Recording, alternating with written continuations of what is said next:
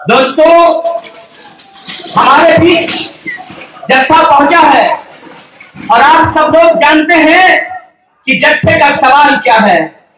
हमारा सवाल है कि इस देश के अंदर जो बढ़ती हुई बेरोजगारी है, उस बेरोजगारी पे लगाम लगाया जाए, उस बेरोजगारी को रोका जाए।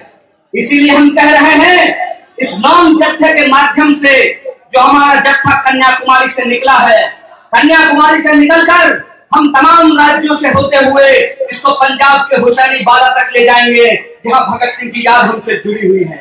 और हम मांग कर रहे हैं कि तमाम बेरोजगार नौजवानों को या तो रोजगार दिया जाए या फिर जो बेरोजगार हैं उनको बेरोजगारी भत्ता दिया जाए। ये सवाल आज हमारे सामने है।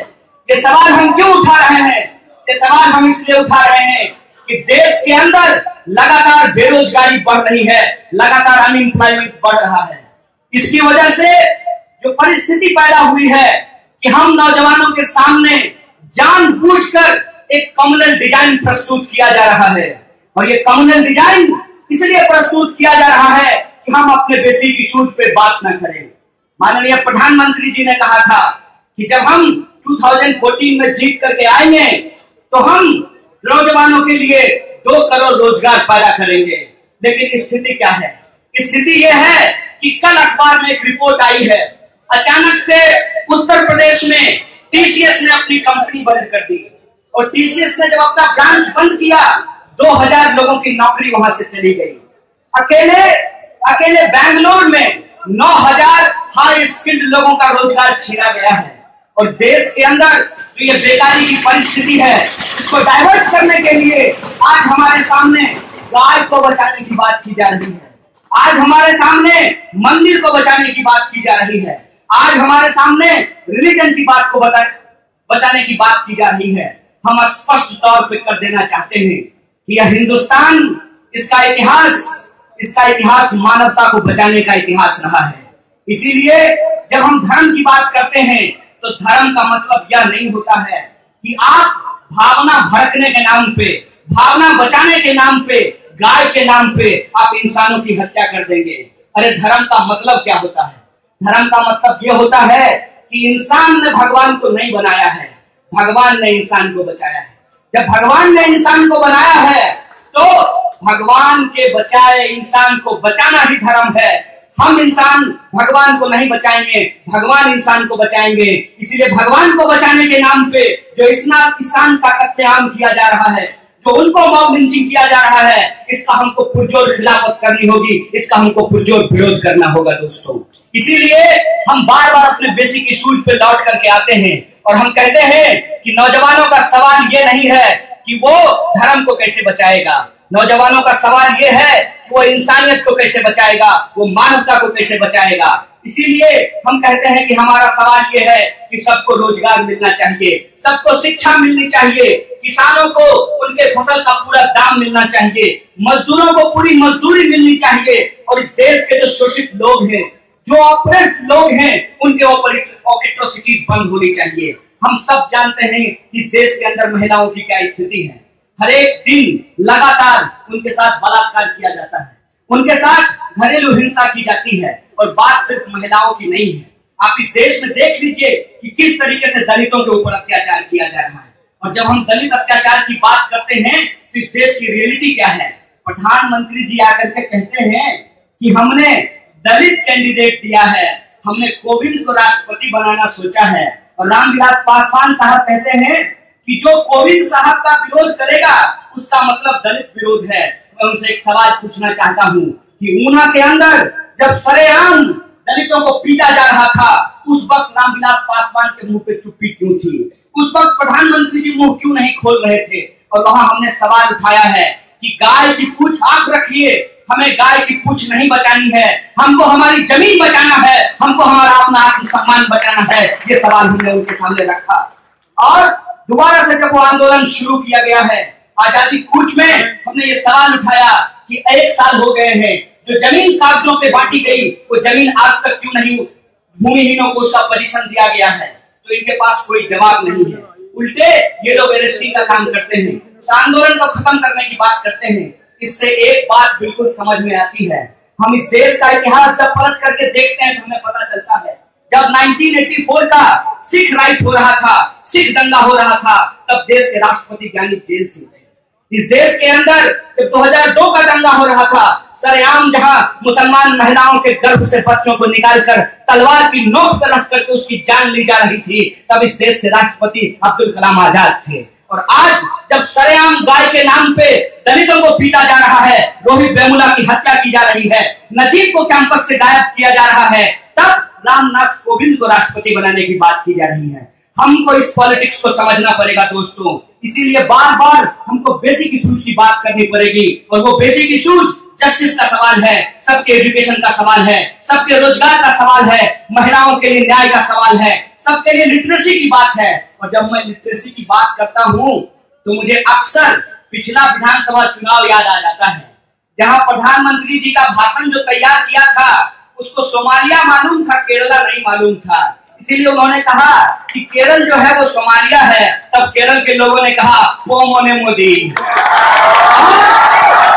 जब केरल के लोगों ने कहा है पोमोने मोदी, और हमने जब यहाँ एक नंबर बनाया है तो याद रखिएगा कि जीरो को जब जीरो से मिलाते हैं तो जीरो होता है, लेकिन एक के ऊपर हम जितना जीरो डालते जाएंगे हमारा नंबर बढ़ता जाएगा। इसीलिए मैं आपके इस स्पिरिट को सलाम करना चाहता हूं। और यहाँ पे एक खेल होता है, उस खेल के बारे में आप लोग बहुत अच्छी तरह से जानते होंगे, पुली कली। पुली कली में हम लोग टाइगर बन करके खेलते हैं।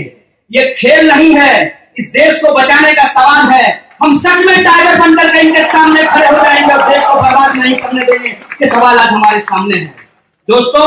ये जो सिचुएशन है और जिस स्पिरिट के साथ केरला के लोगों ने लॉन्ग मार्च का स्वागत किया है, जिस स्पिरिट के साथ हमारे साथी रात को झंडे लगा रहे थे, बारिश में भीग करके छाते लेकर के हमारे सामने खड़े हैं, इस स्पिरिट को हम देश के अनेक राज्यों में लेकर के जाएंगे, इसको घर घर पहुंचाएंगे और इन संघ परिवार के लोगों को इस देश को बर्बाद नहीं करने देंगे दोस्तों। इसीलिए आज जो देश के अंदर हो रहा है उसकी एक एक परिस्थिति को हमको समझनी पड़ेगी। आपको समझना पड़ेगा कि प्रधानमंत्री बीएसएनएल को छोड़ करके जियो का प्रचार क्यों करते हैं।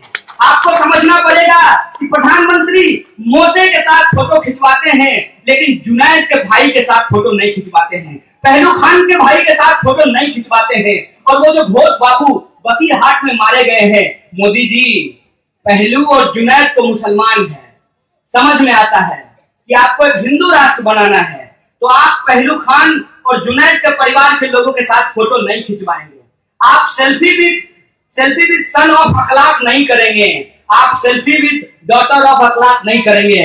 लेकिन मुझे बताइए, बसीरहाट में जो घोष बाबू मारे गए हैं भीड़ के द्वारा, उनकी जो मॉब लिंचिंग की गई है वो तो हिंदू थे, उनके परिवार के साथ फोटो खिंचवा लेते तब समझ में आता कि आप किसके साथ खड़े हैं।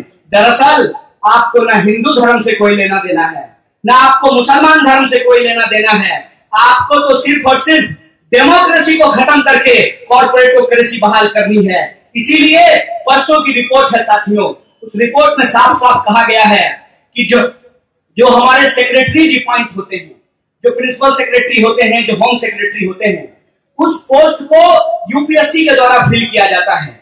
जो सेलेक्टेड आईएएस होते हैं उनको प्रमोट करके सेक्रेटरी बनाया जाता है। हमारे प्रधानमंत्री जी ने एक नया प्रपोजल लाया है कि अगर आप आईसीआईसीआई बैंक के सीईओ हैं, अगर आप एचडीएफसी बैंक के सीईओ हैं, अगर आप रिलायंस के सीईओ हैं, आपको डायरेक्ट वहां से उठा करके सेक्रेटरी के पोस्ट पे अपॉइंट कर दिया जाएगा।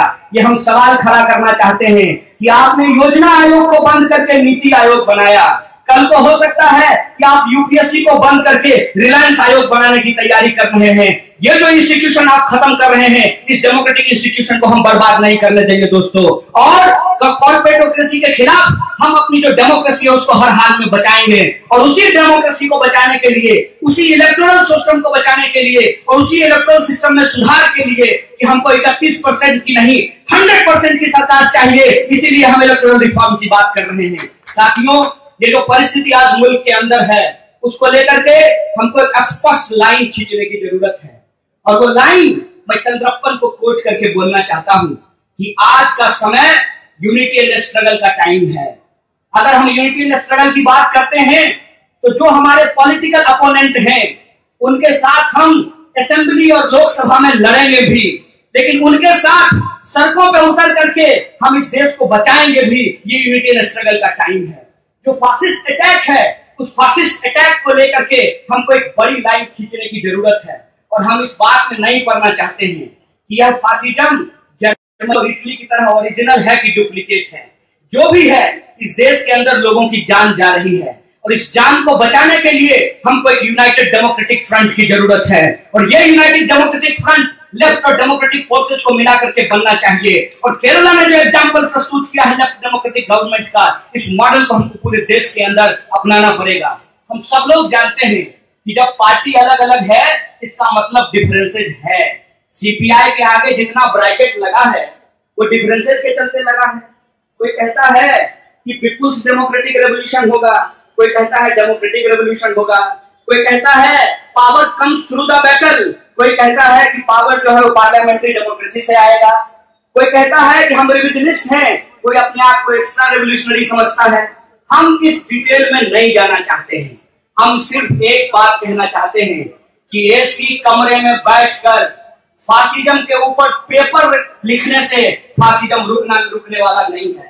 फासिज्म को रोकने के लिए हमको सड़कों पे उतरना पड़ेगा और सड़क पे उतरने के लिए जो भी फोर्सेस तैयार है उसके साथ हमको डेमोक्रेटिक अलायंस करना पड़ेगा। ये मजबूत आवाज केरला से निकलने की जरूरत है। ये मजबूत आवाज को जो लेफ्ट फोर्सेस हैं, जो डेमोक्रेटिक फोर्सेस हैं, जो प्रोग्रेसिव फोर्सेस हैं, उसको कोऑर्डिनेट करने की जरूरत है। अगर ये कोऑर्डिनेशन हम करने में कामयाब होते हैं तो बता देते हैं कि कितनी भी कोशिश कर लें कि जेडीयू आरजेडी के अलायंस तोड़ने का, आप अलायंस तोड़वा दीजिए, आप सीपीआई का छापा पड़वा दीजिए, लेकिन आपकी सत्ता सुरक्षित रहने वाली नहीं है। क्योंकि हिंदी में एक बात कही है, सिंहासन खाली करो कि जनता आती है, मोदी हट जाओ कि लॉन्ग मार्च निकल चुका है। ये बात हम लोगों को कह देना चाहते हैं। इसीलिए दोस्तों, जो सिचुएशन है बेसिक इश्यूज का, उसके बारे में आप भली भांति वाकिफ है। और बार बार जो हो रहा है इस देश के अंदर ऑपरेशन लोगों के साथ, उस ऑपरेशन को हमको यूनाइट करने की जरूरत है। और जो संघ परिवार का नाटक है हिंदू धर्म को बचाने का, उस पर एक सवाल खड़ा करना है कि तुम कहते हो कि मुसलमानों को इस देश में नहीं रहना चाहिए। मोहम्मद रफी भी मुसलमान थे और मोहम्मद रफी ने गाना गाया है, राम जी की निकली सवारी, राम जी की लीला है प्यारी, एक तरफ लक्ष्मण एक तरफ सीता, बीच में जगत के पालनहारी। ये गाना तो मोहम्मद रफी ने गाया है और ये गाना हिंदुओं के मंदिरों में बजता है। लेकिन हम तुमको डिस्ट्रॉय नहीं करने देंगे और तुम्हारा धर्म के प्रति जो आस्था है उसकी सच्चाई हम भली भांति जानते हैं। तुम कहते हो कि यह देश सिर्फ हिंदुओं का है, हम कहते हैं कि यह देश सबका है। और बार बार केरल के बारे में गलत इंफॉर्मेशन फैलाया जाता है, जिस तरीके से जेडीयू के बारे में गलत इंफॉर्मेशन फैलाया गया है। मैं देख रहा हूं कि बहुत सारे लोग ऐसे हैं जिनको देखने से ही पता लगता है कि वो हिंदू धर्म की आस्था में विश्वास रखते हैं। आप ही बताइए कि क्या केरल की लेफ्ट पार्टी आपको मंदिर जाने से रोकती है, आपको पूजा करने से रोकती है? लेकिन मैं आपको इन्फॉर्म कर देना चाहता हूं कि केरल के बारे में ये फैलाया जाता है कि केरल के अंदर हिंदुओं को कोई सम्मान नहीं है, केरल के अंदर खुलेआम गाय काटा जाता है और केरल के लोग आईएसआईएस का समर्थन करते हैं, केरल के लोग रहते हिंदुस्तान में हैं, गाते पाकिस्तान के हैं। इस तरीके का मैसेज फैलाया जाता है। इसीलिए ये हमारी और आपकी कलेक्टिव रिस्पॉन्सिबिलिटी है कि हम उनको बताएं कि केरल में देश का सबसे ज्यादा लिटरेसी है, केरल में सबसे बढ़िया जो यूथ का प्रॉस्पेरिटी है वो है उनका एजुकेशन है, जो रेशियो है विमेन वुमेन का वो अच्छा है। और यहाँ की सरकार हमेशा जनता के दबाव में रहती है। इसीलिए एमएलए साहब 2 गाड़ी लेकर चलने में डरते हैं कि अगर 2 गाड़ी लेकर के चलेंगे तो जनता अगली बार वोट नहीं देगी। ये जो पॉलिटिकल कल्चर है उसको हमको बताना पड़ेगा पूरे देश के लोगों को। इसीलिए ये आपकी भी रिस्पॉन्सिबिलिटी है कि आपने जिस तरीके से शानदार रिसेप्शन किया है लॉन्ग मार्च का, आप बराबर नजर बनाए रखेंगे। जब तक लॉन्ग मार्च हुसैनी वाला नहीं पहुंच जाता है और हम अपने एक एक सवाल को लेकर के सरकार को झुका नहीं देते हैं, उसको उतार नहीं लेते हैं अपने जीवन के सपने में, तब तक हमको इस संघर्ष को जारी रखना पड़ेगा। और मैं आपको स्पष्ट कर देना चाहता हूं, आप में से ज्यादातर लोग इस बात को समझते होंगे कि यह हमला सिर्फ और सिर्फ किसी पॉलिटिकल पार्टी के ऊपर नहीं है। यह हमला हमारी डेमोक्रेसी, कॉन्स्टिट्यूशन, उसके प्रियम्बल पे है, जिसमें साफ साफ लिखा गया है we the people of India. हमारे प्रियम्बल में नहीं लिखा गया है we the people of Muslim, we the people of Hindu, we the people of Christian. हमारे प्रियम्बल में साफ साफ लिखा गया है we the people of India. यह जो आइडिया ऑफ इंडिया है उसको हमको बचाना पड़ेगा और जो हमारे बेसिक इश्यूज हैं उसको लेकर के लोगों को संगठित करके एक पॉलिटिकल अल्टरनेटिव खड़ा करना पड़ेगा। और वो पॉलिटिकल अल्टरनेटिव वो होगा जिसमें पब्लिक सेक्टर को बचाने की बात होगी, सबको एम्प्लॉयमेंट देने की बात होगी, सबको क्वालिटी और साइंटिफिक एजुकेशन देने की बात होगी, महिलाओं की सुरक्षा की बात होगी। और जो दलित, आदिवासी, पिछड़े, गरीब और किसानों के ऊपर एट्रोसिटी हो रही है, जो महिलाओं के ऊपर जो एट्रोसिटी हो रही है उसको हमको बंद करना पड़ेगा। और इनका जो प्राइवेटाइजेशन का नाटक है उस नाटक को हमको एक्सपोज करना पड़ेगा और कहना पड़ेगा कि मोदी जी टैक्स लीजिएगा हमसे, जीएसटी लगाइएगा हमारे ऊपर और कर्जा माफ कीजिएगा अदानी साहब का, ये नहीं चलने वाला है। आप अगर हमसे टैक्स ले रहे हैं तो आपको हमको सर्विसेज देना पड़ेगा। सर्विस दीजिएगा कीनिया जैसा और टैक्स लीजिएगा कनाडा जैसा, ये नहीं चलने वाला है। कनाडा जैसे टैक्स लीजिए तो कनाडा जैसा फैसिलिटी भी दीजिए, क्वालिटी एजुकेशन प्रोवाइड कीजिए, पब्लिक ट्रांसपोर्ट को डेवलप कीजिए, पब्लिक सेक्टर को बचाइए और जियो का प्रचार करना बंद करके बीएसएनएल का प्रचार करना शुरू कीजिए, तब बचेगा कि आप ईमानदार है कि नहीं है। इसीलिए ये जो अल्टरनेटिव पॉलिटिक्स है, इस अल्टरनेटिव पॉलिटिक्स को हमको सोशल मूवमेंट के द्वारा बचाना पड़ेगा, क्योंकि अगर सोशल मूवमेंट नहीं होगा इलेक्ट्रॉनिक हम इनको चैलेंज नहीं कर सकते हैं। First past the post system का जो प्रॉब्लम है उसके चलते हमको प्रोपोर्शनल रिप्रेजेंटेशन की बात करनी पड़ेगी। और प्रोपोर्शनल रिप्रेजेंटेशन का मतलब यही होता है कि समाज में यदि 50% महिला है तो असेंबली में भी 50% महिला होगी, मंच पर भी 50% महिला होगी, सड़क और दफ्तर और खेत में भी 50% महिला होगी। यही प्रोपोर्शनल रिप्रेजेंटेशन का आइडिया है। इसीलिए दोस्तों ये जो सवाल आज हमारे सामने है उसको लेकर के हमको बहुत कीनली रहने की जरूरत है, बहुत कीन होकर के, बहुत सजग होकर के गांव-गांव, घर-घर इस सवाल को लेकर के जाना है हमको। और ये लॉन्ग मार्च इसी स्पिरिट के साथ निकला है। यह लॉन्ग मार्च हमारा पार्टी सेक्रेटरी को रिपोर्ट करने के लिए नहीं है, यह लॉन्ग मार्च हमारा डिस्ट्रिक्ट सेक्रेटरी बनने के लिए नहीं है, यह लॉन्ग मार्च हमारा स्टेट सेक्रेटरी को जनरल सेक्रेटरी बनाने के लिए नहीं है। यह लॉन्ग मार्च है जस्टिस के पक्ष में, इनजस्टिस के खिलाफ, राइट विंग और तंग परिवार के खिलाफ इस देश के लोकतंत्र को बचाने के लिए।